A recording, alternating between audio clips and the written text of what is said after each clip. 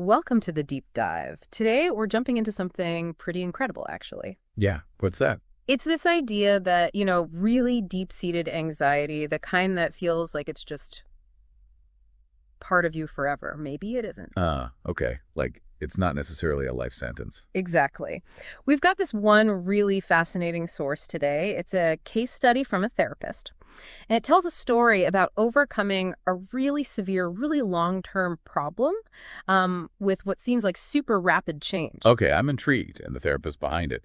The source gives us some background. It does. So the case study comes from Leonardo Daniel, and the source mentions his credentials right away. Which are? He's got an MSc in neuroscience. Okay, so a scientific background. Right. And he's also described as an international expert in emotional therapy. Plus, he's the author of this international book, Mastering Change. So neuroscience and practical therapy expertise, that's quite a combination. Yeah, it suggests we're looking at the story through a lens that, blends understanding the brain with actually helping people feel better. Makes sense. It sounds like an approach that's grounded, but maybe open to different methods, too. Okay, so let's get right into the story itself. The source focuses on this patient. They call her S. Okay. And she had suffered from intense travel anxiety for almost 50 years. 50 years. Wow. Yeah, half a century, where just getting in a car or on a bus or a train, it triggered, major fear.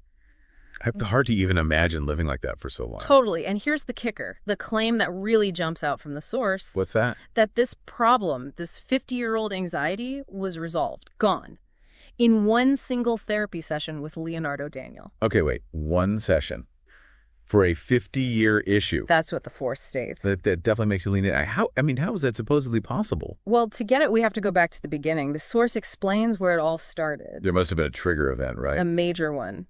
It details this really severe head-on car collision when S was only 10 years old. Oh, wow. 10 years old. That's rough. It sounds absolutely horrific. The source describes it. S was in the back seat with her mother. Her younger brother was in the passenger seat. Dad was driving. Okay. And a truck just swerved into their lane. Direct hit. Oh, no. Yeah, the outcome was really bad. The source says everyone except the father was critically injured. We're talking head injuries, fractures, months and months of recovery. Goodness.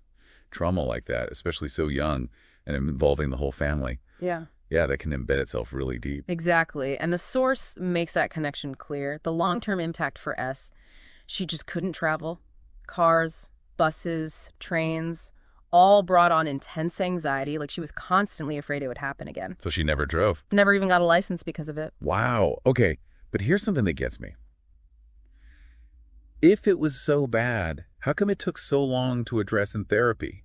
Did she mention it? That's one of the most interesting details, actually. The source says S revealed this specific travel anxiety quite late in her therapy with Leonardo Daniel. Even though? Yeah. How was she getting to the sessions? By bus. She felt anxious every single time she took the bus to see him, but she hadn't really made it the focus. It was just her normal. Huh. That says a lot about how we adapt, doesn't it? Yeah. You just accept this awful feeling as baseline. Right. It makes you wonder, like you said, what limitations we all carry around thinking, oh, that's just me. So what was the turning point? How did it finally come up? It was towards the end of a session. They were working on other things. And then, according to the source, Leonardo Daniel just said, point blank, now we will solve your travel anxiety. Just like that, out of the blue. Pretty much, yeah. Just a clear statement of intent. Okay. So his approach then, the source must explain how he planned to do that, especially as standard therapy hadn't tackled it for years. It does, and it emphasizes his perspective first. Treatment can't be generic. Everyone's unique. Their trauma is unique. Makes sense. No one-size-fits-all for this stuff. But then it gets really specific about this case, about S. It describes how Daniel apparently knew how to proceed. This is where it gets, well, less conventional, perhaps. Oh. The source says he received spiritual guidance on how to work with S. Spiritual guidance. Okay. Yeah, and it says this guidance unequivocally stated that S's trauma wasn't just in her head, it was located in the body. In the body. So like physically held trauma, somatic memory. That seems to be the idea presented, yeah.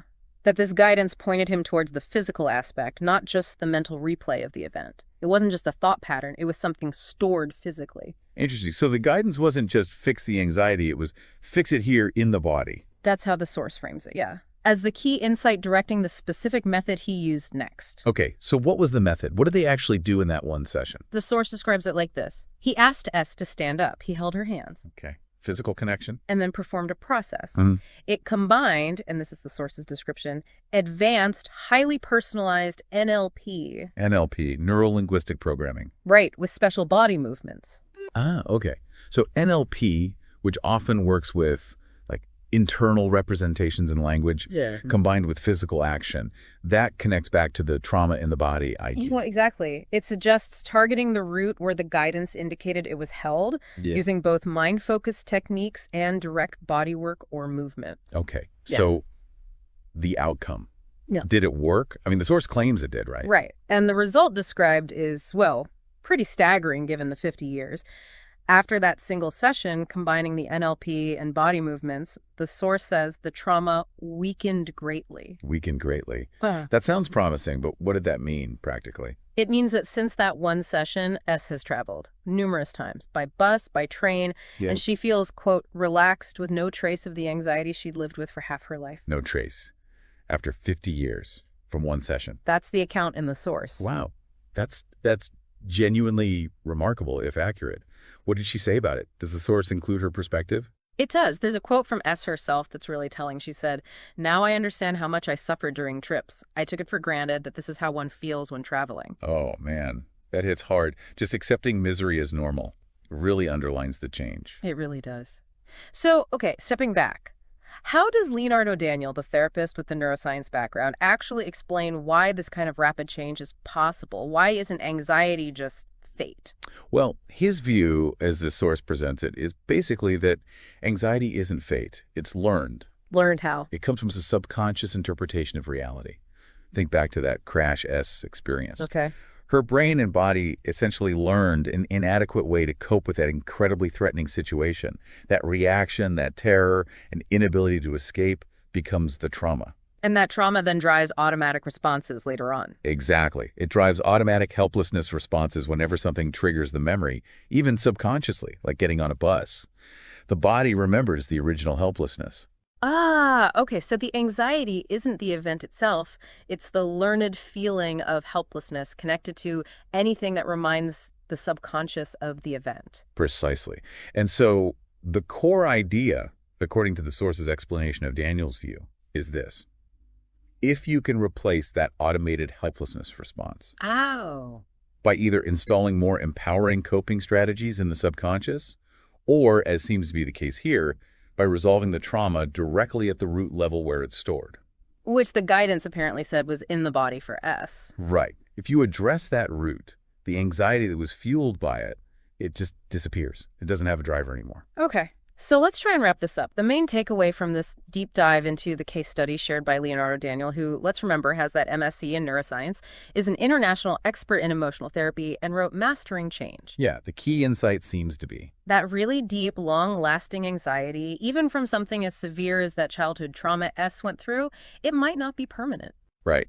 The source presents a case where it was resolved, and incredibly quickly, because the specific root was identified in this case, physically held trauma, a subconscious helplessness, and addressed directly. It really offers a different perspective, doesn't it? That anxiety isn't necessarily just who you are forever.